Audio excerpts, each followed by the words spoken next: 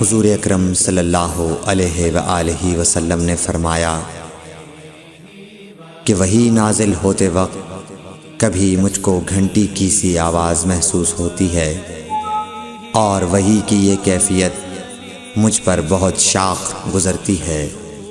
جب یہ کیفیت ختم ہوتی ہے تو میرے دل و دماغ پر اس فرشتے کے ذریعے نازل شدہ وحی محفوظ ہو جاتی ہے، اور کسی وقت ایسا ہوتا ہے کہ فرشتہ بشکل انسان میرے پاس آتا ہے اور مجھ سے کلام کرتا ہے، پس میں اس کا کہا ہوا یاد رکھ لیتا ہوں۔